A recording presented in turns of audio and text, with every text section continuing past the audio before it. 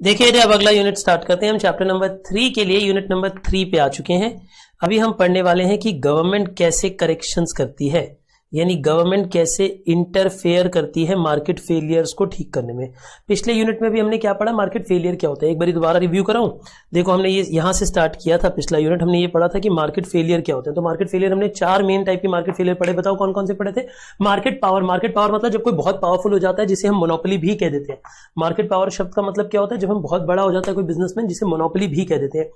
फिर आता है पब्लिक गुड। पब्लिक गुड मतलब लोग पब्लिक गुड आसानी से सप्लाई नहीं करते, गवर्नमेंट को प्रोवाइड करने पड़ेंगे, क्योंकि लोग पार्क नहीं बनाना चाहते, फाउंटेन नहीं बनाना चाहते, बस नहीं चलाना चाहते पब्लिक वाली, या मेट्रो नहीं बनाएंगे, रेलवे नहीं बनाएंगे। तो ये सारी फैसिलिटीज जो पब्लिक वेलफेयर के लिए वो गवर्नमेंट को प्रोवाइड करनी पड़ती हैं। फिर आती है एक्सटर्नलिटी। एक्सटर्नलिटीज का मतलब होता है कि कई बार ऐसा होता है कि हम कुछ सामान बना रहे होते हैं, उससे औरों को नुकसान हो रहा होता है, लेकिन हम उस नुकसान को कंसीडर ही नहीं करते। ये भी एक मार्केट फेलियर है। क्यों है ये मार्केट फेलियर? क्योंकि हम जितना सामान बना रहे हैं हमें उससे कम बनाना चाहिए था, क्योंकि हमारे खर्चे ज्यादा है, नुकसान ज्यादा है। हमारे वो सामान बनाने से औरों को नुकसान है, लेकिन उस नुकसान की हम कंसिडरेशन नहीं कर रहे थे। फिर इनकम्प्लीट इन्फॉर्मेशन थी। तो आइए अब हम ये पढ़ेंगे कि इन सब चीजों को सरकार ठीक कैसे करती है। पहली बात, इस टॉपिक में बताया गया no better need of government intervention. आपको क्या लगता है, गवर्नमेंट को टांग अड़ाने की आवश्यकता थी? क्या आपको लगता है गवर्नमेंट को टांग अड़ाने की आवश्यकता थी? जी हाँ। पहली बात, अगर efficient functioning of the market के लिए गवर्नमेंट को टांग अड़ाने की जरूरत है, मतलब फॉर मतलब किस लिए? अगर हम चाहते हैं कि एफिशिएंटली मार्केट चले, मार्केट में वो सामान प्रोड्यूस हो जो कि चाहिए, ना तो ओवर प्रोडक्शन हो, ना अंडर प्रोडक्शन हो, ना ओवर प्राइसिंग हो, ना बिलो प्राइसिंग हो, तो एफिशिएंट फंक्शनिंग के लिए हमें गवर्नमेंट की मदद चाहिए।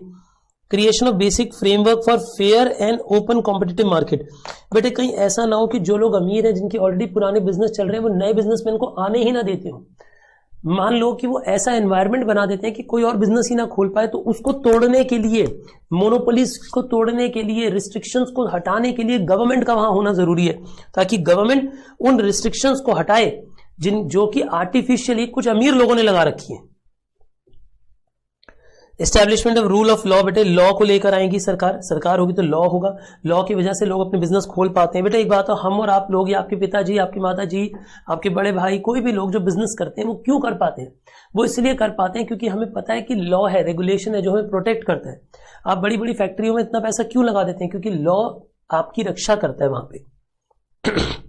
प्रॉपर्टी राइट्स होने चाहिए, ताकि जो चीज आपने खरीदी है कोई और कब्जा ना कर पाए उस पर। और साथ ही साथ कंपटीशन के एंड कंज्यूमर लॉ फ्रेमवर्क होना चाहिए। बेटे कंपटीशन लॉ जो है वो प्रोड्यूसर्स को बचाता है एक दूसरे से। कंपटीशन, एक्सेसिव कंपटीशन नहीं होना चाहिए, फेयर कंपटीशन होना चाहिए, मोनोपोलीज नहीं बननी चाहिए, मिलजुल के कंपटीशन नहीं होना चाहिए, फेयर कंपटीशन होना चाहिए। ये प्रोड्यूसर्स के लिए गवर्नमेंट लॉ लिखती है। कंज्यूमर्स की रक्षा के लिए कंज्यूमर लॉ लिखती है। कंज्यूमर लॉ आप जानते हैं ना, कंज्यूमर प्रोटेक्शन एक्ट वगैरह, वो कंज्यूमर की रक्षा के लिए बनाए गए हैं। The government adopt various intervention mechanism to ensure the greater welfare of the society as follows. Government चाहती है कि ग्रेटर वेलफेयर हो सोसाइटी का। सोसाइटी का क्या हो बेटे? ग्रेटर वेलफेयर होना चाहिए, यानी हम सभी लोगों का वेलफेयर चलना चाहिए। इसके लिए गवर्नमेंट का होना जरूरी है। एक जनरल क्वेश्चन है, आप चाहो तो पढ़ लेना। अब आ जाता है पब्लिक फाइनेंस के अंदर गवर्नमेंट इंटरफेरेंस कैसे करती है मार्केट फेलियर की। जो मार्केट के अंदर नुकसान हो रहे थे, पहला हमने पढ़ा था मार्केट पावर, तो मार्केट पावर को गवर्नमेंट कैसे रोकती है, इसलिए हम पढ़ेंगे minimizing the market power. Externalities को करेक्ट करना, मेरिट और डीमेरिट गुड्स को कंट्रोल करना, जैसे मेरिट गुड्स को बढ़ाना और डीमेरिट गुड्स को कंट्रोल करना, यानी पब्लिक गुड्स को मैनेज करना। इंफॉर्मेशन फेलियर को करेक्ट करना, जो लोगों के पास इंफॉर्मेशन नहीं पहुंची थी, कम इंफॉर्मेशन पहुंची थी, भी हमने पढ़ा था ना ऊपर, उसे कम करना। फिर इक्वल डिस्ट्रीब्यूशन करना, इक्विटेबल डिस्ट्रीब्यूशन मतलब बराबरी से डिस्ट्रीब्यूशन करवाना। ये सारे, यानी इस चैप्टर में हम ये 5 पॉइंट पढ़ने वाले हैं कि गवर्नमेंट ये पांचों चीजें कैसे कैसे करती है। सर प्रॉब्लम्स तो 4 थी, सॉल्यूशन 5 कैसे आ गए? बट इक्विटेबल डिस्ट्रीब्यूशन भी हम मान सकते हैं कि वो भी एक प्रॉब्लम है। ठीक है, गवर्नमेंट ये सब कैसे अचीव करती है? या तो गवर्नमेंट डायरेक्टली खुद सप्लाई करने लग जाती है, या तो खुद सप्लायर बन जाती है। खुद सप्लायर मतलब गवर्नमेंट खुद ही सप्लाई करने लगती है। याद है आपको मैंने क्या कहा, गवर्नमेंट कैसे क्या सप्लाई करेगी बताओ? जैसे आजकल मैं आपको एक एग्जांपल लेता हूं, गवर्नमेंट गुड्स तो सप्लाई करती है, जैसे एग्जांपल लो, गवर्नमेंट मेट्रो प्रोवाइड करती है, गवर्नमेंट रेलवेज प्रोवाइड करती है, गवर्नमेंट इलेक्ट्रिसिटी प्रोवाइड करती है, गवर्नमेंट वाटर प्रोवाइड करती है। ये सब तो गुड्स एंड सर्विसेज हो गई। उसने कहा इन्फॉर्मेशन भी प्रोवाइड करती है। जी हाँ, जैसे मैं आपको एकदम लेटेस्ट एग्जांपल देता हूँ, कोरोना वायरस फैल गया ना, जैसे ही, अब इंडिया में तो उतना नहीं हुआ, लेकिन गवर्नमेंट ने एक रूल बना दिया कि आप कभी भी किसी को फोन करते हो, जैसे मेरे पास एयरटेल का कनेक्शन है एक, मैं उससे किसी को फोन करता हूँ, तो फोन करने पे वो मतलब कॉलर ट्यून बजने से पहले, उस बंदे को फोन मिलने से पहले गवर्नमेंट की एक वार्निंग चलती है जो बताती है कि कोरोना वायरस से बचने के लिए आपको क्या करना है क्या नहीं करना है, वो सब पूरी शायद 20-25 सेकंड वो चलती है, फिर उसके बाद कॉल मिलती है। तो ये क्या कर रही है, गवर्नमेंट इंटरफेरेंस कर रही है इंफॉर्मेशन देने के लिए कि उस वायरस से डरो मत। आजकल गवर्नमेंट बहुत सारी मीटिंग्स कर रही है, बहुत सारी जगह पे अपने कैंप लगा रही है ताकि ये चीजें ना फैले। ऑलराइट, तो गवर्नमेंट अपनी तरफ से इंफॉर्मेशन भी देती है, गवर्नमेंट सेमिनार्स करती है, गवर्नमेंट ज्यादा कुछ होता है तो मोदी जी न्यूज पे आ जाते हैं, मन की बात कर लेते हैं, ऐसी ऐसी इंफॉर्मेशन शेयर करती है गवर्नमेंट। और गवर्नमेंट बाय भी करती है बेटा, कई बार प्रोक्योरमेंट भी करती है। जैसे याद करो बफर स्टॉक, याद है आपको बफर स्टॉक क्या होता है? जैसे अगर फार्मर की क्रॉप कोई नहीं खरीद रहा होता तो गवर्नमेंट खरीद के रख लेती है, that is called as buffer stock. बोलिए इतना समझे आप मेरी बात, आगे पढ़िए। फिर आता है इनडायरेक्ट। बेटे इनडायरेक्ट में होता है टैक्सेस, सब्सिडीज टू अदर। देखो इनडायरेक्ट में क्या है, गवर्नमेंट खुद कंट्रोल नहीं करेगी, खुद बनाएगी बेचेगी नहीं, लेकिन गवर्नमेंट औरों को बोलेगी, जैसे टैक्स लगा देगी। अगर किसी चीज को कम करना है तो उस पर ज्यादा टैक्स लगा दो, किसी चीज को बढ़ावा देना है तो उस पर सब्सिडी देने लग जाओ। तो गवर्नमेंट का बड़ा सिंपल सा रूल है। फिर होता है रेगुलेशन या इन्फ्लुएंस। गवर्नमेंट रेगुलेट करने लग जाती है, गवर्नमेंट क्या करने लग जाती है, रेगुलेट करने लग जाती है उन लोगों को, जैसे रूल्स बना के, लॉज बना के, रेगुलेशंस बना के, लिमिट्स ले डाउन करके, कोटा लिमिट्स लगा के, ऐसे कुछ। Government intervention to minimize market power. अब आप मुझे बताओ मार्केट पावर मतलब मोनोपोली को बनने से रोकने के लिए गवर्नमेंट क्या करती है? थोड़ा सा तेज चलेंगे, है ना। देखिए मोनोपोली को बनने से रोकने के लिए गवर्नमेंट एक तो ये डिसाइड करती है market power exercise by the seller, by seller और बायर। बेटा गवर्नमेंट दो तरीके से काम करती है, या तो बायर बन के या सेलर बन के। Higher prices than the competitive price. बेटे गवर्नमेंट या तो ऐसे इंटरफेरेंस करेगी कि कहेगी कि आप हायर प्राइस पे बेचो, मतलब मोनोपोलीज को बोलेगी कि आप हायर प्राइस पे बेचो ताकि उसकी मोनोपोली ब्रेक होने लगे। रिस्ट्रिक्ट आउटपुट, अच्छा सॉरी मैंने अभी ये मिस इंटरप्रेट किया, मैंने पॉइंट पूरा नहीं पढ़ा। वो ये कहता है कि देखिए क्या पूछ रहा है, मैं एक बार पूरा दोबारा बताता हूं। यहां पे एक आ जा रहा है कि गवर्नमेंट कैसे इंटरफेयर करती है मोनोपोलीज के साथ। गवर्नमेंट कैसे इंटरफेयर करती है किसके साथ? मोनोपोलीज के साथ। तो मैं आपको जरा समझा दूं कि गवर्नमेंट क्या क्या करती है। पहले तो ये बताया जा रहा है कि मार्केट पावर क्या क्या एक्सरसाइज करते हैं, यानी मोनोपोली क्या क्या गलत काम करते हैं, मोनोपोली वाले क्या क्या गलत काम करते हैं, क्या क्या गलत काम करते हैं, बताओ बेटे मोनोपोली वाले क्या क्या गलत काम करते हैं। तो आप ये कहेंगे एक तो वो हाई प्राइस देते हैं। भाई ऑब्वियस याद है, मोनोपोली वाले लोग क्या करते हैं, मोनोपोली मार्केट वाले जितना दाम लेना चाहिए उससे ज्यादा दाम लेते हैं, ये गलती है। कभी कभी आउटपुट को कम कर देते हैं, इसकी वजह से डेड वेट लॉस हो जाता है, यानी जितना सामान कंज्यूमर्स को मिलना चाहिए था उससे कम मिल पाता है। तो गवर्नमेंट इसके लिए कैसे इंटरफेयर करती है, यहां से ये नया पॉइंट है एक तरीके से। ये गवर्नमेंट इंटरफेयर कैसे करती है, या तो कंपटीशन लॉ बना देती है, जैसे भारत में 2002 का कंपटीशन लॉ है, फिर वो बाद में अमेंड भी हुआ 2007 में। ऐसे यूएस में एंटी ट्रस्ट लॉ है।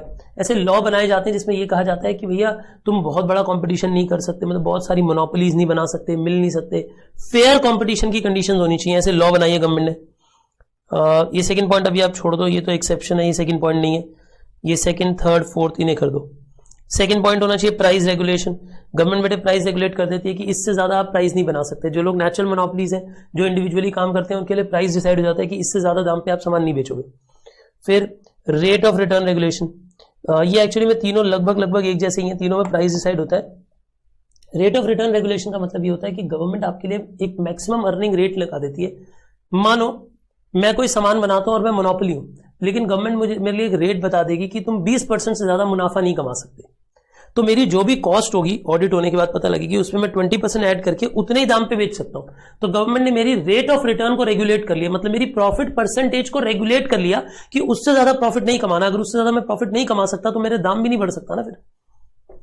फिर रेगुलेशन प्राइस कैप, बेटा सेटिंग अप प्राइस कैप, इससे ज्यादा आपका प्राइस नहीं जा सकता, इसमें सीधा सीधा प्राइस डिसाइड कर लेती है गवर्नमेंट। तो बेसिकली गवर्नमेंट मोनोपोली को रोकने के लिए ये सब करती है, गवर्नमेंट मोनोपोली को रोकने के लिए ये सब। तो ये पहला पॉइंट हो गया, ठीक है। ये भी हम बहुत शॉर्ट में बता रहे हैं, बार बार आपको एक ही बात बता रहा हूं, ये नोट्स कोई कॉम्प्रिहेंसिव नोट्स नहीं है, क्लास में हम इतने सब पढ़ने में 1-1 घंटा लगा देते हैं, लेकिन अभी हम सिर्फ उसे बहुत बहुत ब्रीफ में पढ़ रहे हैं, सिर्फ एक बारी वॉक थ्रू कराने के लिए सिलेबस को। Government intervention to correct negative externalities. बेटा government intervention to correct negative externality. Government negative externality के लिए क्या क्या करती है? नेगेटिव एक्सटर्नलिटी का मतलब समझते हो ना, जैसे मान लो कि मैं कोई कार्य कर रहा हूं और मेरे कार्य से धुआं प्रोड्यूस होता है, पोल्यूशन प्रोड्यूस होता है और वो पोल्यूशन आपको इफेक्ट करता है, तो गवर्नमेंट उसके लिए क्या करेगी? या तो डायरेक्ट कंट्रोल करेगी या मार्केट बेस्ड पॉलिसीज से कंट्रोल करेगी। डायरेक्ट कंट्रोल का मतलब है सीधा सीधा आके मेरा कान पकड़ लेगी, कहेगी ये काम बंद करो। तो देखो डायरेक्ट कंट्रोल मतलब सीधे सीधे, मतलब गवर्नमेंट आपको इनडायरेक्टली इशारे नहीं देगी, सीधा आके चांटा बजा देगी, कहेगी ये काम मत करो। यानी प्रोहिबिटिंग एक्टिविटीज, बेटे प्रोहिबिटिंग स्पेसिफिक एक्टिविटी मतलब बैन, प्रोहिबिटिव एक्टिविटी मतलब बैन। जैसे गवर्नमेंट ने स्मोकिंग बैन कर रखी है पब्लिक इलाकों में, आप स्मोकिंग नहीं कर सकते। वैसे ही passing laws to elevate the effect of negative externality, मतलब ऐसे लॉ बनाना ताकि जो हार्मफुल इफेक्ट है उसे कम किया जा सके। Harmful effect should be reduced.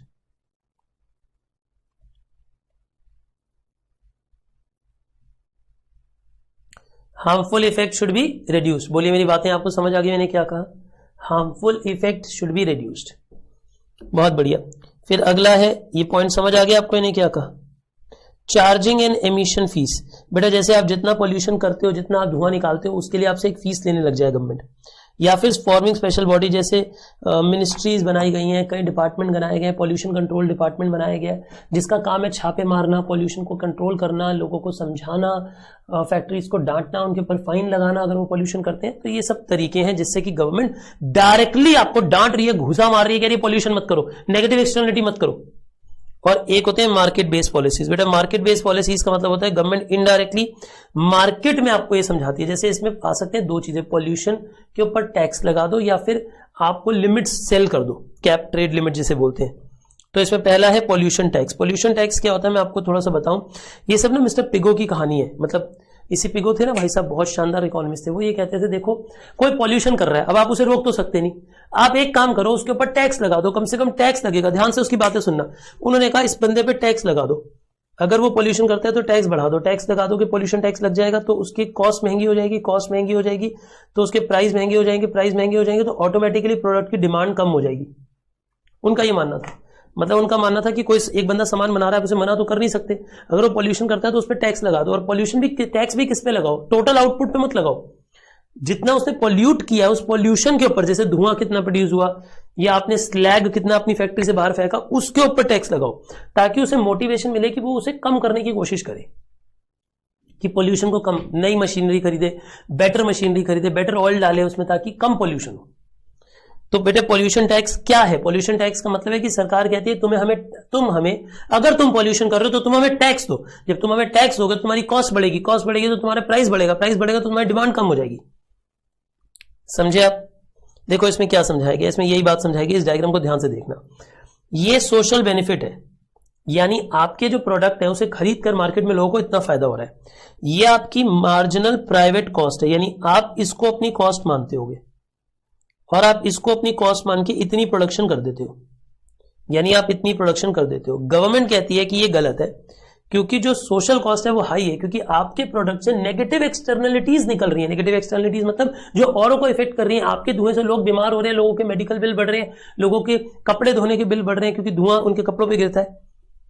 तो इसकी वजह से गवर्नमेंट मानती है कि ये मार्जिनल सोशल कॉस्ट है, यानी गवर्नमेंट कहती है कि इक्विलिब्रियम यहां होना चाहिए था और क्वांटिटी इतनी बननी चाहिए थी।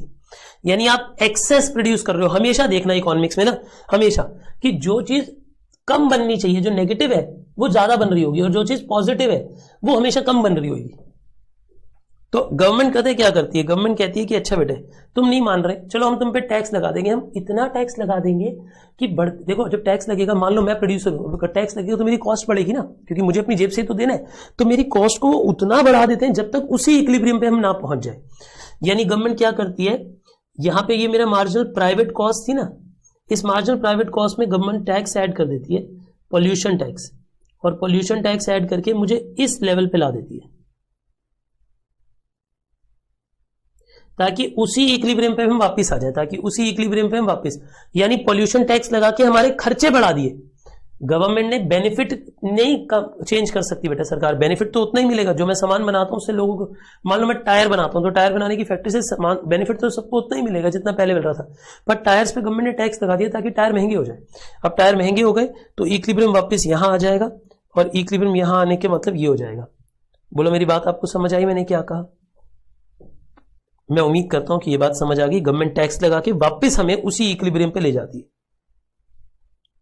आगे देखिए, ये है पॉल्यूशन टैक्स। लेकिन ना पॉल्यूशन टैक्स में कुछ परेशानियां भी हैं। जैसे मैं पहले इसकी प्रॉब्लम्स बता दूं, पहले पॉल्यूशन टैक्स की प्रॉब्लम पढ़ लो। इसको बेटा कैलकुलेट कर पाना बड़ा मुश्किल है, डिटरमाइन करना और इसे मैनेज करना बड़ा मुश्किल है, लोगों को समझाना कि तुम्हें पॉल्यूशन टैक्स देना है। इसमें complex and costly administrative procedure है। भाई साहब, पॉल्यूशन नापने में इतना पैसा खर्च हो जाएगा जितना उससे टैक्स नहीं आना, उतनी मशीनें खरीदनी पड़ जाएंगी। And do not provide any genuine solution. बेटा एक बात हो, पॉल्यूशन पे टैक्स देना कोई सोल्यूशन थोड़ा है, वो पॉल्यूशन तो फिर भी करता रहेगा। जो अमीर प्रोड्यूसर है वो तो और प्रोडक्शन करेगा, वो कहेगा ऐसी की तैसी दे दूंगा टैक्स, क्या जा रहा है, वो तो डरेगा ही नहीं। और भाई आप किसी को मर्डर करने पे पैसे लेने लग जाओ, बोलो जितने मर्डर करेगा 5,000 रुपए लेंगे, तो वो तो खुद रोज मर्डर करेगा। बेटा पॉल्यूशन करना मर्डर करने के बराबर ही तो, लोगों को आप इनडायरेक्टली किल ही तो कर रहे हो। तो आप अगर वो पैसे देने लग गया तो वो कहेगा और मारूंगा मैं लोगों को। तो इसमें क्या होता है, एक होता है शिफ्टिंग द टैक्स बर्डन। बेटा लोग क्या करेंगे, वो महंगे में उसकी कॉस्ट बढ़ेगी टैक्स बढ़ने की वजह से, वो कोई बात नहीं, वो प्राइस बढ़ा के कस्टमर से ले लेगा। तो अल्टीमेटली बर्डन किस पे चला जाएगा, कस्टमर पे। और अगर वो प्रोडक्ट बिकना बंद हो गया तो वो कंपनी बंद हो जाएगी, तो लोगों की जॉब एंड एम्प्लॉयमेंट चली जाएगी।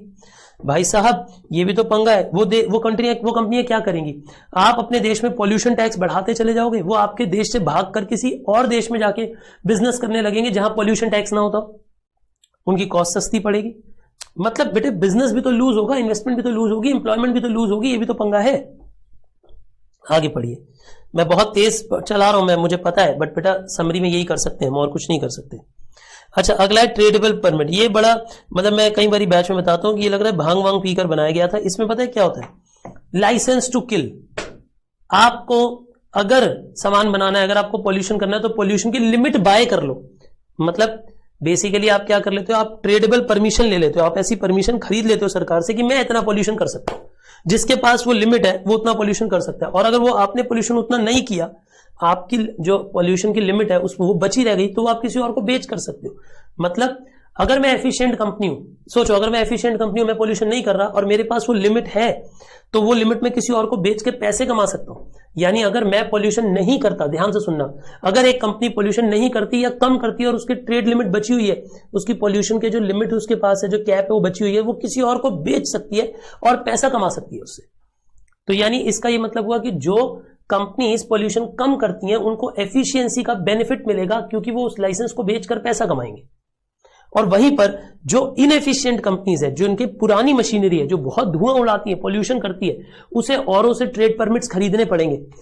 एम्प्लॉयमेंट पर जो आपके पॉल्यूशन परमिट्स है वो खरीदने पड़ेंगे और उन्हें खरीद कर पॉल्यूशन करना पड़ेगा। यानी उसकी कॉस्ट बढ़ जाएगी, वो इनएफिशिएंट हो जाएगी और वो कंपनी बंद हो जाएगी।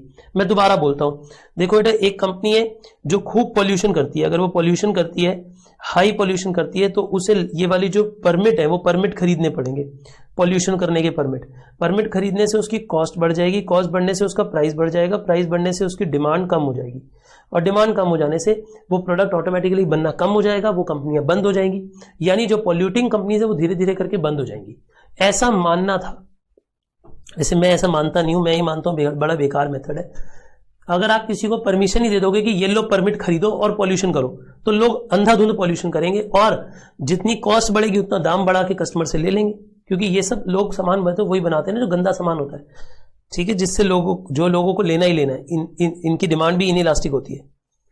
तो ट्रेडेबल परमिट्स इसी को कहते हैं बेटे, जिसमें आप परमिट बेच देते हो पॉल्यूशन करने का। तो इसमें फ्लेक्सिबिलिटी है भाई, जिस मर्जी को बेचो, कोई ज्यादा नापने तोलने की जरूरत है नहीं। चीप एंड सिंपल है। इंसेंटिव फॉर इनोवेशन बेटा, फॉर लो पॉल्यूटिंग कंपनीज।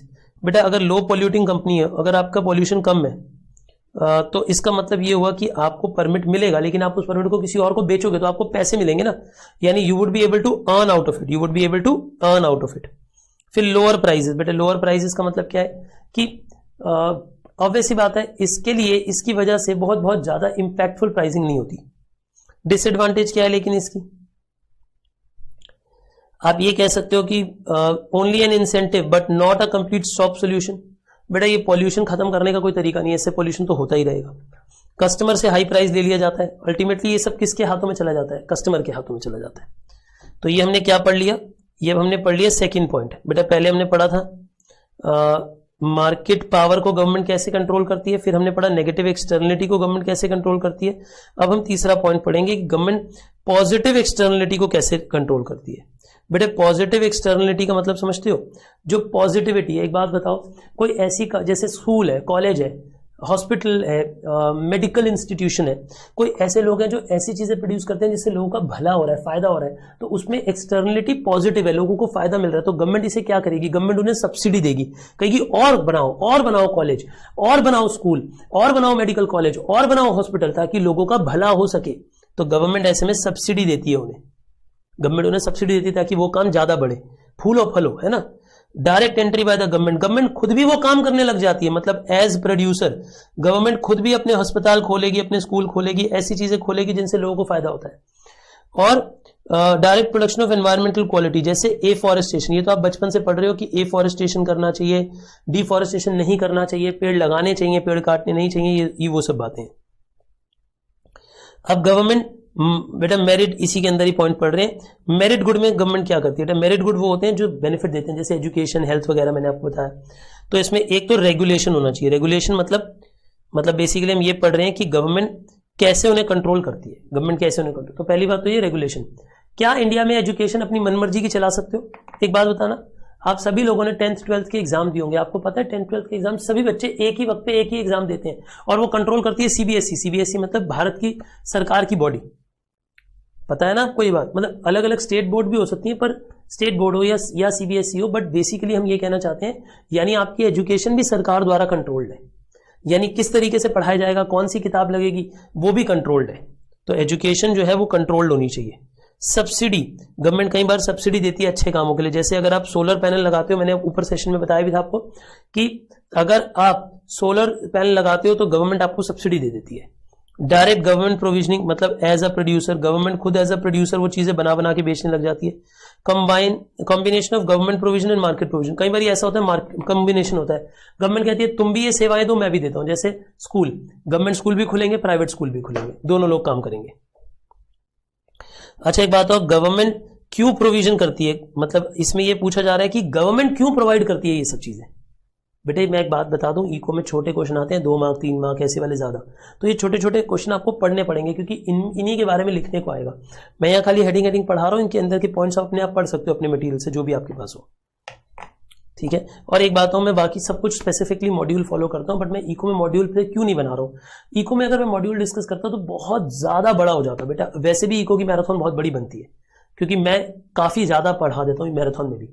तो मैं उसे अगर मैं मॉड्यूल लेके बैठता तो हो सकता है मैं 15 घंटे के तो खाली इको ही बना देता, ऑलमोस्ट पूरा कोर्स ही पढ़ा देता। मैं क्या करूं फिर, इसीलिए उसको नोट्स में ले आए ताकि आपका वेलफेयर हो सके। ये नोट्स बहुत ज्यादा नहीं होंगे, मुझे लगता है सारे चैप्टर मिला के 30-40 पेजेस के होंगे, पर अगर आपने ये प्रिंट लेने हैं तो लोग नहीं भी लेने तो आप इसे सॉफ्ट कॉपी में पढ़ सकते हो, क्योंकि अपनी बुक में मार्क कर सकते हो। यहां मैंने सिर्फ हेडिंग लिखी हुई है। सुनिए, तो loss of social welfare. Loss of social welfare कहने का मतलब हुआ बेटा कि जो वेलफेयर है अगर गवर्नमेंट नहीं प्रोवाइड करेगी तो ऐसा हो जाएगा।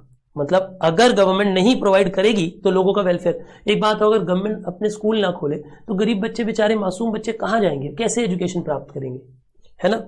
और इंफॉर्मेशन फेलियर, ऑब्वियसली बात है, कई लोगों के पास इंफॉर्मेशन नहीं है, अगर गवर्नमेंट वो प्रोवाइड नहीं करेगी मेरिट गुड्स के ऊपर तो कभी भी उन तक इंफॉर्मेशन ही नहीं जाएगी। इक्विटी कंसिडरेशन, कई लोग ऐसे जो अफोर्ड नहीं कर सकते, जैसे एग्जाम्पल लो पार्क्स हैं, जैसे लाइब्रेरीज हैं, जैसे आजकल अभी मैंने सुना कि अरविंद केजरीवाल जो कि दिल्ली के चीफ मिनिस्टर, उन्होंने एक काम किया है कि वो गवर्नमेंट स्कूल में भी स्विमिंग पूल्स बना रहे हैं, वहां पे भी स्पोर्ट्स की फैसिलिटीज को अच्छा कर रहे हैं, ताकि वो लोग बच्चे जो वहां पे हैं वो अच्छे से स्विमिंग सीख सकें, वो अच्छे से स्पोर्ट्स में पार्टिसिपेट कर सकें। तो ये अच्छी बात है कि वो बराबरी दे रहे हैं, इक्वालिटी दे रहे हैं। अगर गवर्नमेंट ये सब नहीं करेगी तो उन मासूम बच्चों के पास कैसे पहुंचेगा ये सब उनके पास पहुंचाने के लिए गवर्नमेंट को हेल्प करनी चाहिए, अच्छी बात है। अनसर्टेनिटी बेटा, और जैसे हेल्थ, जैसे एग्जांपल लो, जैसे मेडिकल नीड्स है। अब मेडिकल नीड्स जो है वो अनसर्टन होती हैं। एक बात तो, एक मिडिल क्लास बंदे का अचानक से एक्सीडेंट हो गया या उसको कोई बीमारी डायग्नोस हो गई, अब उसके पास तो इतने पैसे नहीं होते कि वो अपना ट्रीटमेंट करा सके, मिडिल क्लास बंदा, तो उसके केस में गवर्नमेंट को मदद करनी चाहिए।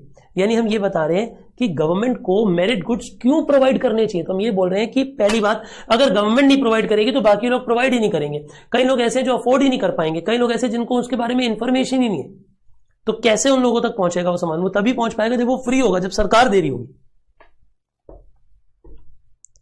अच्छा, अब गवर्नमेंट इंटरवेंशन कैसे करती है in case of demerit goods? बेटा डीमेरिट गुड्स बुरे गुड्स होते हैं, गंदे गुड्स होते हैं, जैसे अल्कोहल, जैसे सिगरेट्स, ये सब चीजें जिनसे लोगों का भला नहीं होता, उल्टा नुकसान होता है। तो गवर्नमेंट या तो उन्हें कंप्लीट बैन कर दे, बहुत बढ़िया काम है, बैन कर दो, बनने ही मत दो देश में। जैसे ड्रग्स, जैसे गवर्नमेंट ने इंडिया में ड्रग्स बैन की हुई है, पता है ना आपको ये बात? परसुएशन, बेटा परसुएशन मतलब लोगों को समझाओ, परसुएशन मतलब होता है समझाओ लोगों को। लेजिस्लेशन मतलब स्ट्रिक्ट लॉ बनाओ जिसकी वजह से उन चीजों को बंद कर दो। जैसे कई स्टेट्स ने, आपको पता है, अल्कोहल बैन कर रखी है, जैसे बिहार में, गुजरात में, ऐसी कई स्टेट्स हैं जिनमें अल्कोहल ही बैन है, वहां अल्कोहल नहीं बिकती। लिमिटेशन ऑन एक्सेस मतलब आप ये रखो कि ये वो चीजें सब तक ना पहुंचे। जैसे कहा जाता है स्कूल के 100 मीटर में या 200 मीटर में पान की दुकान नहीं होनी चाहिए, सिगरेट की दुकान नहीं होनी चाहिए, यानी एक्सेस सब तक वो सामान मत पहुंचने दो। जो गंदी चीजें हैं, डीमेरिट गुड्स हैं, वो सब तक पहुंचने मत दो। जैसे ऐसा कुछ रूल होता है कि सिगरेट्स या अल्कोहल शायद 25 साल से छोटे बच्चों को अलाउड ही नहीं है, शायद 18 साल से छोटे हैं या 25 साल से छोटे, उन बच्चों को अल्कोहल और सिगरेट खरीदनी अलाउड ही नहीं है। रेगुलेटरी कंट्रोल तो वही हो गया, रेगुलेशंस बनाना, लॉज बनाना। हाई टैक्सेस लगाओ, ऑब्वियसली आता है, हाई टैक्स लगाओगे तो दाम महंगा हो जाएगा, दाम महंगा हो जाएगा तो लोग अपने आप ही डिमोटिवेट हो जाएंगे खरीदने में। फिक्सिंग मिनिमम प्राइस, बेटे ये इसमें क्या है, ये देखो नीचे चित्र देखो। फिक्सिंग मिनिमम प्राइस का मतलब है कि जैसे जो आपके अकॉर्डिंग प्राइस आ रहा था ना, गवर्नमेंट उससे थोड़ा ज्यादा प्राइस डिसाइड कर लेती है। जब गवर्नमेंट ज्यादा प्राइस डिसाइड कर लेगी, जो आपका प्राइस है उससे ज्यादा प्राइस अगर गवर्नमेंट आपके लिए डिसाइड कर लेगी तो क्या होगा, तो आपका जो डिमांड है, जो आपका इक्विलिब्रियम था, वो ऑटोमेटिकली पीछे वाले इक्विलिब्रियम पे कन्वर्ट हो जाएगा। यानी आप ऑटोमेटिकली जो आप ज्यादा क्वांटिटी बना रहे थे, जो अल्कोहल ज्यादा बिक रही थी, वो अल्कोहल अब कम बिकने लगेगी। यानी बेसिकली हाई टैक्स की तरह ये भी ये हो गया कि गवर्नमेंट, इसमें मैं थोड़ा सा बता देता हूं, गवर्नमेंट मार्केट रेट से ज्यादा प्राइस फिक्स कर देती है। ज्यादा प्राइस फिक्स करने पे इक्विलिब्रियम अपने आप पीछे चला जाता है, और इक्विलिब्रियम पीछे जाने से अपने आप ही जो क्वांटिटी प्रोड्यूस होती है वो कम प्रोड्यूस होती है जो पहले हो रही थी उससे। यानी देखो इतनी क्वांटिटी कम हो गई है, इतनी यहां से यहां आ गए आप, तो क्वांटिटी आपकी कम हो गई। अच्छा, इसकी लिमिटेशन क्या है? एक बात बताओ, आपने तो कह दिया हम डीमेरिट गुड को बैन कर देंगे, उस पर टैक्स लगा देंगे, उस पर ये कर देंगे, उस पर वो कर देंगे, आपने तो कह दिया। आपके कहने से क्या होगा? लिमिटेशंस मतलब समझ आ रहा है किसकी लिमिटेशन की बात कर रहे हैं? जो गवर्नमेंट ने स्टेप लिए हैं उनकी लिमिटेशंस की बात कर रहे हैं। जो गवर्नमेंट ने स्टेप लिए हैं डीमेरिट गुड्स के केस में, उनकी लिमिटेशन बता रहे हैं। तो आप ये कहेंगे आपने तो स्टेप ले लिए लेकिन फिर भी डिमांड हाईली इनइलास्टिक है, यानी लोग फिर भी खरीदेंगे। आपने प्रोडक्ट महंगा कर दिया, प्राइस बढ़ा दिया, लोग फिर भी खरीदेंगे। अब भाई अल्कोहल है, आपने महंगी कर दी, फिर भी बिकेगी वो।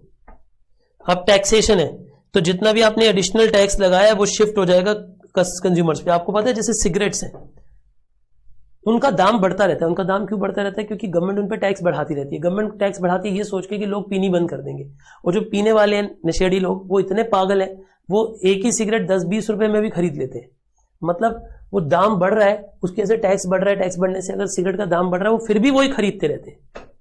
यानी लोग मानते ही नहीं है, उल्टा एक्स्ट्रा टैक्सेस कस्टमर पे करने के लिए तैयार हो जाता है। और जैसे स्ट्रिंजेंट रूल है, जैसे बैन है, उससे हिडन मार्केट में, जैसे अल्कोहल हिडन मार्केट में बिकती है, जैसे alcohol is sold in hidden market. Hidden market मतलब black market, if it is ban. जैसे अगर अल्कोहल बैन है ना, फिर भी बिकती है, वो कहां पे बिकती है? हिडन मार्केट्स में, जो छुपी हुई मार्केट्स में बिकती है, महंगे में बिकती है उल्टा। तो जैसे कुछ स्टेट्स हैं जिनमें अल्कोहल बैन है, ऐसे कहते हैं कुछ लोग, मैं उसकी पुष्टि नहीं कर सकता, पर कुछ लोग ऐसे कहते हैं कि फिर भी वहां अल्कोहल बिकती है, मतलब ब्लैक के रूट में बिकती है, कुछ लोग स्मगलिंग से बेचते हैं। ठीक है जी। अब अगला आ जाता है हमारा, ये हमारा आ जाएगा 4th पॉइंट। 3 पढ़ लिए थे ना हमने? हाँ जी सर, 3 पढ़ लिए थे। चौथा, पब्लिक गुड्स के केस में गवर्नमेंट कैसे इंटरफेयर करती है? पब्लिक गुड्स कौन से होते हैं? पब्लिक गुड वो होते हैं भैया, देखो मेरिट गुड और पब्लिक गुड में थोड़ा सा अंतर हो सकता है। मेरिट गुड में वो भी आ सकते हैं जो पब्लिक प्राइवेट दोनों लोग प्रोवाइड करते हैं। पब्लिक गुड वो है जो मेनली गवर्नमेंट ही प्रोवाइड करती है, जैसे कि पार्क, जैसे कि लाइब्रेरी, जैसे कि वैक्सीनेशन, पोलियो की इरेडिकेशन के कैंप, वो सब। ये हम जानते हैं कि नॉन राइवल नेचर के होते हैं, एक या तो प्योर पब्लिक गुड्स होते हैं, एक एक्सक्लूडेबल पब्लिक गुड्स होते हैं। आप जानते हो दो तरह के गुड्स होते हैं पब्लिक गुड, अभी हमने ऊपर पढ़ा था थोड़ी देर पहले। प्योर पब्लिक गुड्स कौन से होते हैं? जिनमें आप किसी को एक्सक्लूड भी नहीं कर सकते और राइवलरस भी नहीं है, वो प्योर पब्लिक गुड है। फिर हमने एक्सक्लूडेबल पब्लिक गुड्स पढ़े थे जो राइवलरस नहीं है लेकिन जिनमें आप किसी को एक्सक्लूड कर सकते हो, जैसे टोल रोड। इसका एग्जाम्पल हमने क्या पढ़ा था? Toll road. ठीक है। तो पहली बात तो यह है कि जो इनका नेचर है इसकी वजह से गवर्नमेंट को इन्हें प्रोवाइड करना पड़ता है, क्योंकि लोग इनके पैसे तो देंगे नहीं। एक बात बताओ, लोग पार्क बनाने के पैसे देंगे? बालो मेरे से पूछो कि मैं अपने घर के सामने पार्क बनवाने के पैसे दूंगा जिसमें कोई भी आके बैठ सकता है, तो मैं कहूंगा मैं क्यों दूं भाई? उस पार्क में कोई भी आके बैठ सकता है, यानी एक्सक्लूडेबल नहीं है, प्योर पब्लिक गुड है, तो उसके पैसे मैं क्यों दूंगा? सरकार देगी फिर, इसीलिए सरकार को देने पड़ते हैं। ठीक है जी। या तो गवर्नमेंट खुद बनाती है या लाइसेंस देती है प्राइवेट फर्म्स को to build a public good facility. इसमें भी एग्जांपल आप टोल रोड ले सकते हो। आपको पता है इंडिया में कई टोल रोड्स आजकल ऐसे बन रहे हैं जो प्राइवेट लोग बनाते हैं गवर्नमेंट के कहने पे। सच्चाई है ये। जैसे दिल्ली में कॉर्नर पे नोएडा के पास DND है ना आपका, दिल्ली से नोएडा को जो कनेक्ट करता है, वो प्राइवेट बॉडीज ने बनाया था, जापानीज कंपनीज थी जिनकी कोलैबोरेशन से बनाया गया। ठीक है। Certain goods are produced and consumed as public goods and services only. मतलब कुछ ऐसे गुड्स हैं जो खाली पब्लिक गुड्स की तरह ही बिक सकते हैं। एग्जाम्पल जैसे कि आप ये कह सकते हो पार्क्स, अब इसके लिए कोई और बनाने को तैयार भी नहीं है। जैसे एग्जाम्पल ले सकते हैं, एक अच्छा एग्जाम्पल और देता हूं, अगर ये हमने किसी और के हाथों में दिया तो उससे नुकसान भी हो सकता है। जैसे टेस्टिंग ऑफ फूड प्रोडक्ट्स।